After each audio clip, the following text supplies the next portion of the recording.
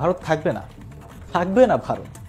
1971 সালে বাংলাদেশ পাকিস্তানকে যেই থেরাপি দিয়েছে, 2024 সালে স্বৈরাচারী শেখ হাসিনাকে হটানোর জন্য বাংলাদেশের ছাত্র জনতা যেই থেরাপি দিয়েছে, ঠিক একই থেরাপি যদি বাংলাদেশ ভারতকে দেয়, তাহলে থাকবে না ভারত, ভারত থাকবে না।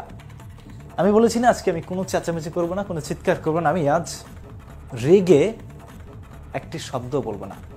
আমি আজ অভিমান করেছি কারণ আমি শোকাহত কারণ ভারত থাকবে না। আমি আপনাদেরকে আজকে প্রমাণ সহকারে দেখিয়ে দেব যে আসলেই ভারত থাকবে না। আপনারা স্ক্রিনে এখন যে ছবিটি দেখছেন, সর্বকালের সবচেয়ে কম মূল্যে ভারতীয় রুপি, এটা ভারতের প্রথম বিপর্যয়। ভারতের বিপর্যয় অলরেডি শুরু হয়ে গেছে, কারণ ভারত থাকবে না। স্ক্রিনে যেটি দেখতে পাচ্ছেন, সর্বকালের সবচেয়ে কম মূল্যে ভারতীয় মুদ্রা, ভারতীয় রুপির সর্বকালের সবচেয়ে কম মূল্যে। একই দিনে ভারত তিনটি হারের লজ্জার রেকর্ড করেছে।